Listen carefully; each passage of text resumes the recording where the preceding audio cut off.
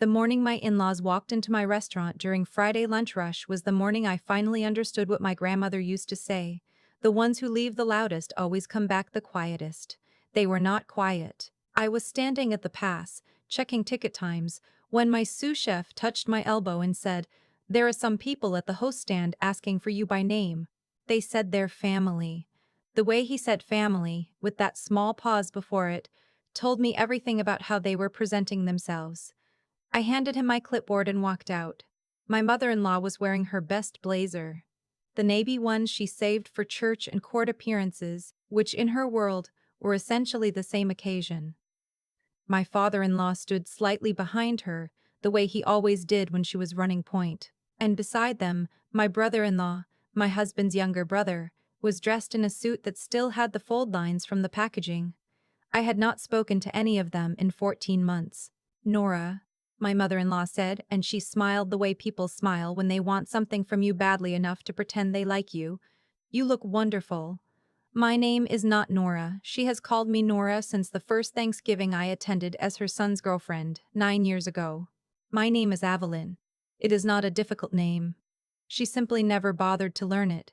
"The dining room is fully booked," I said. "If you'd like a table, I can put you on the wait list for 4:30. "We're not here to eat," my father-in-law said. "Then I'll have to ask you to step outside.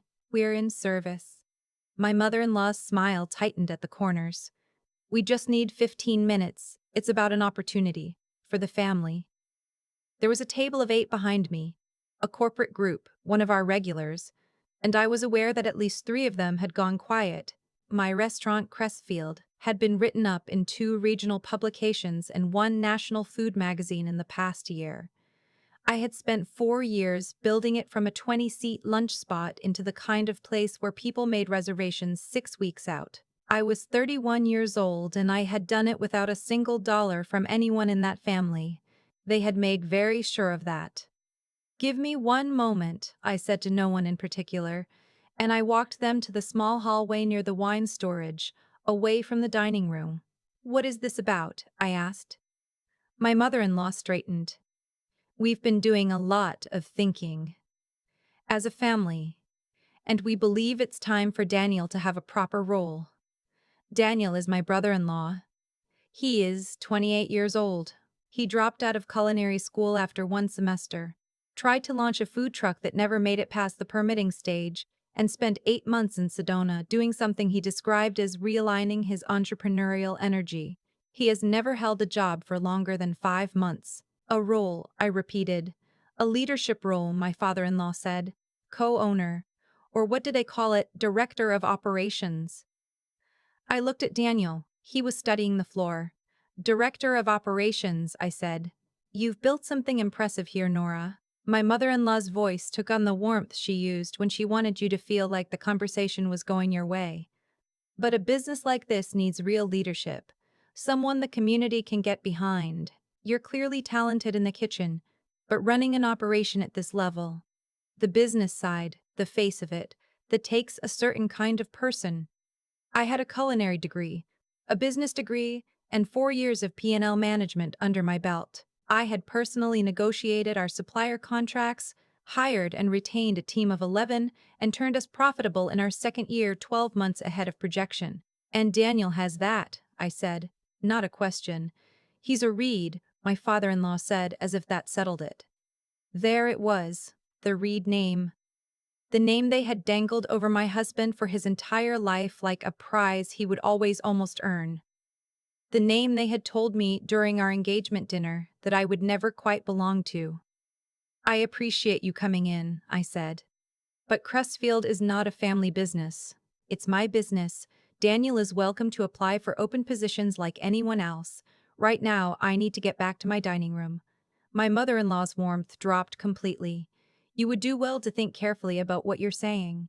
We have relationships in this city, the aldermanic office, the chamber, the merchants association. One phone call from us and your expansion permits slow down considerably." I had been waiting for this. Not this exact version of it, but something like it. Because people like my in-laws don't accept a no. They look for the door behind the no. "Go ahead," I said. "Make the call."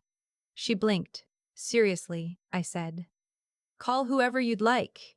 Right now if you want. I'll wait. I should explain how we got here, because 14 months of silence doesn't happen without a long story behind it. I met my husband at 23. He was kind and funny and slightly lost, which I found endearing at the time. His family was old money in the way that means there used to be a lot of it. The kind of family with a prominent last name and a crumbling family home and a tremendous amount of pride in both. His mother had very specific ideas about what a daughter-in-law should be. I was not it. She never said it plainly. It was always small things. The way she would address holiday cards to the Reed family plus Evelyn, the way she talked about my restaurant as that little project of yours. The way she referred to my parents, who ran a dry cleaning business in Ohio, as salt-of-the-earth people with a tone that made it clear she found the earths distasteful. My husband saw it, he did not stop it. That is a different story, and we are still in the middle of writing it. What broke everything open was Christmas 2 years ago. We were at the family home, a drafty Victorian outside the city. And after dinner, my mother-in-law made an announcement. She said she had spoken to a developer friend about the commercial property adjacent to Crestfield, the one I had been quietly in negotiations to purchase for our expansion. She said she had recommended the property to a contact of hers, a restaurateur from out of state, and that she had also recommended that our city's Historic Preservation Board take a closer look at our current building's renovation permits. She said it the way she said everything, pleasantly, with wine in her hand as if she were sharing good news. I set down my fork. My husband looked at the table. And I understood for the first time completely that she had been doing this for years. Moving pieces, quietly, because she had decided, long before she ever met me, what her son's life was supposed to look like. And I was not part of that picture. I left the table, I got in my car, and I drove home. 2 weeks later, when my husband still had not said anything to her, I told him I needed a partner, not a bystander. He said I was being unfair to his family. I said I had been fair to his family for 7 years and I was done. We are separated, not divorced. Separated in the way that couples are when they still love each other, but one of them refuses to admit that love without accountability is just sentiment. His family went quiet after that. Or rather, they went quiet toward me. My husband told me in fragments that they blamed me for the separation. That his mother said I had always had a chip on my shoulder. That his father said any woman who prioritized her career over her marriage was bound to end up alone. I opened my second dining room 6 months after that conversation. The Friday they walked in, I had just finalized the lease on the adjacent property. The one my mother-in-law had tried to redirect. The developer had ultimately chosen me, in part because I had submitted a stronger bid, and in part because my general contractor had a relationship with the building owner that preceded my mother-in-law's interference by a decade. So when she threatened phone calls to the city, she did not know that I had already made mine. She also did not know that the chair of our city's Small Business Development Council, the woman who had championed my expansion permits and written a letter of support to the zoning board, was someone who had been a loyal Crestfield regular since our second month of operation, long before anyone knew my name. Her name is Margaret Osei. She is 63 years old, she orders the lamb every time, and she does not tolerate interference in the permitting process. I knew this. My mother-in-law did not. Make the call, I said again. And I handed her my personal cell phone so she would understand I was serious. She did not take it. This is not how we wanted this conversation to go, my father-in-law said carefully. Then I'm not sure what you wanted, I said, because you came into my place of business during my busiest service of the week in front of my customers and asked me to hand your son a leadership position in the company I built. What version of this conversation goes well? My mother-in-law recovered. We're thinking about the future. Daniel has been developing relationships with investors. He has interest from two parties who would be willing to come in as backers for Crestfield's next phase, but they want to see a more established leadership structure. Investors, I said. Who? She named two names. I recognized one of them, a man who had tried to buy into 3 local restaurants in the past 4 years, had a reputation for extracting majority equity within 18 months, and had been involved in a civil dispute with a former business partner that was still working through the courts. The second name I did not recognize. I'm fully funded for my expansion, I said. Through a combination of operating revenue and a relationship with a community development lender I've worked with for 2 years, I don't need investors. Every business needs capital partners, she said. Mine doesn't. I paused. And one of the investors you mentioned is currently in civil litigation. I'd encourage Daniel to look more carefully at who he's building relationships with. Daniel's head came up for the first time. How do you know that? He asked. Because before I sign anything in this industry, I check. The hallway was quiet for a moment. Down the corridor, I could hear the kitchen, the rhythm of ticket calls, the sound of expediting, the organized, controlled noise that I had built from scratch. It was the sound of something real. We're trying to help you, my mother-in-law said, and I could hear the frustration cracking through the surface of her composure. This is a family extending an olive branch. No, I said. This is a family asking me to give something away that I earned, and using the word olive branch, so I feel guilty for saying no. I don't feel guilty, not anymore. She looked at me for a long moment. Your husband is not part of this conversation, I said. He doesn't have equity in Crestfield. He never did. This restaurant was built before, during, and after our marriage, with my money, my labor, and my decisions. His family's name has no standing here. My father-in-law put a hand on his wife's arm. She stepped back slightly. You'll regret this, she said quietly. I really don't think I will, I said. I'll walk you out. The call from the city permits office came 3 days later, not the call my mother-in-law had threatened. A different call. Someone had filed an anonymous complaint, suggesting that my kitchen renovation had bypassed a structural inspection. The inspector who came out spent 45 minutes in my building and found nothing. Because there was nothing to find. I had documented every phase of my renovation with photographs, contractor sign-offs, and certified inspection reports. Because I had learned early that in this business, paper trails are the only thing standing between you and someone else's story about you.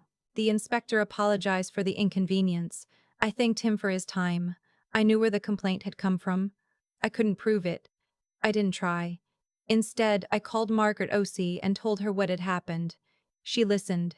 She asked me to send her the inspection clearance documentation. Then she asked me, carefully, whether I was aware that filing a false complaint with a city inspection office carried civil liability.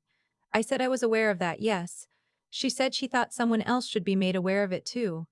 I don't know exactly what happened after that call. I know that 2 weeks later, Daniel Reed contacted me through my restaurant's general email address, not my personal number, the general address, and asked if we could talk. I replied that I wished him well and that I wasn't available for a meeting. He did not write back.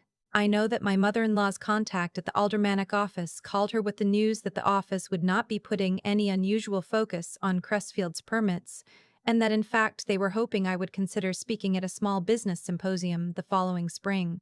I said yes to the symposium.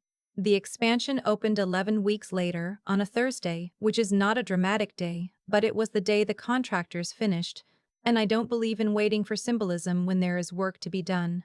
We added 40 seats, a private dining room for events, and a pastry counter that my baker, a 24-year-old named Juliette, who I hired away from a hotel kitchen, had been dreaming about since her first week on staff. The opening weekend, we were fully booked. The second weekend, we had a 3-week waitlist. I stood in my dining room on that first Saturday evening, the new space filled with candlelight and the sound of people having a good time. And I let myself feel it. Not triumph exactly. Quieter than that. More like landing. My husband texted me that night. He said he had read about the expansion online and that he was proud of me. I sat with that message for a long time before I typed back, "Thank you, I hope you're doing well." I meant it.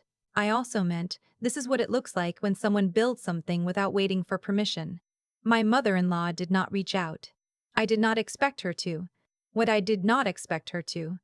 What I did not expect, and this is the part I still think about, was the letter that arrived 6 weeks after the opening, from my father-in-law, handwritten on actual stationery, which I had not known he was capable of. He wrote that he had been wrong to come to my restaurant that day. He wrote that he had spent a long time letting his wife speak for both of them, and that he was not sure that had served anyone well. He wrote that he had watched what I built from a distance for years, and that he had made the mistake of measuring it by the wrong ruler. He did not apologize for his wife. He did not explain her. He just said he was sorry for his part, and that he hoped I was well. I read it twice. Then I put it in the drawer where I keep the things I'm not ready to throw away and not ready to answer yet. Maybe I will answer it. Maybe I won't. There are days when I think forgiveness is the most radical thing a person can do, and days when I think the most radical thing is simply continuing to show up for the life you built, without asking anyone's permission, and without waiting for anyone's apology. Crestfield is going into its 5th year. We have 11 full-time staff. Our food cost percentage is tighter than it has ever been. The pastry counter sells out by 1 o'clock on weekends. And every time someone walks through my door and settles into one of my chairs and looks up at the room I built and says, the way people do when they find a place that feels exactly right, I love it here, I think. Yes, so do I. That is the whole story, or as much of it as I know how to tell right now. There are parts I left out. The nights in year 2 when I wasn't sure I could make payroll. The relationship with my husband that is still not resolved. The version of myself I had to let go of in order to become the version standing in that dining room.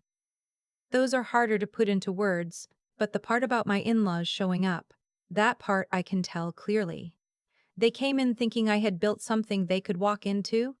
What they didn't understand was that I hadn't built a door for them. I had built walls, a roof, a foundation, 40 new seats, and a pastry counter that sell out by 1 o'clock. You don't need an olive branch from people who tried to pull out your roots. You just need to keep growing. I've had a lot of time to think about what happened in that hallway. Not the confrontation itself. That part was almost easy, in the end. But everything that led up to it. The years of small cuts. The holiday cards addressed to the Reed family plus Evelyn, like I was a footnote in my own marriage. The way my mother-in-law called Crestfield, that little project of yours, right up until the moment she wanted a piece of it. What I've come to understand is that people who underestimate you are rarely doing it by accident. It's a strategy. If they can keep you small in their minds, they don't have to reckon with the fact that you outworked them, outplanned them, outbuilt them. It's easier to call it a hobby than to call it what it is, a business they couldn't have built themselves. Daniel couldn't pass culinary school. My father-in-law had never run a P&L in his life. My mother-in-law's entire career was managing other people's opinions of her family. And they walked into my dining room with my staff and my suppliers and my 11 full-time employees, and asked me to hand it over. Not because they had earned it, because they believed the Reed name entitled them to whatever I'd built. That's the thing about entitlement. It doesn't prepare you for the moment the other person simply says no. They had no plan for that. I could see it on her face when I handed her my phone. The bluff had nowhere to go. What I know now, that I didn't fully know at 23, is that integrity is not a soft quality. It's a load-bearing wall. Every time I documented a contractor inspection, every time I checked the background of a potential supplier, every time I chose the harder right thing over the easier shortcut, I was building something they couldn't touch. Not because I knew this day was coming. Because I had decided early on that the only way to build something real was to build it so that it could hold up under scrutiny, even scrutiny from people who wanted it to fall. My father-in-law's letter is still in that drawer. I look at it sometimes. There's something in it that I recognize as genuine, even if I'm not ready to respond to it yet. Accountability is rare. I don't want to dismiss it. I also don't want to rush toward forgiveness. I haven't fully felt yet. Both things can be true. Margaret once told me, over lamb and a glass of burgundy, that the most powerful thing a person can do in business is simply outlast the noise. She wasn't talking about my in-laws specifically. She was talking about all of it, the skeptics, the interference, the moments when it feels like the world has decided you don't belong in the room you built. You outlast it by showing up the next day and doing the work. I showed up. I kept showing up. And one Saturday evening, standing in 40 new seats I had earned, watching Juliet's pastry counter draw a line out the door, I understood that I had not won anything. I had simply finished building what I started. That's enough. That has always been enough.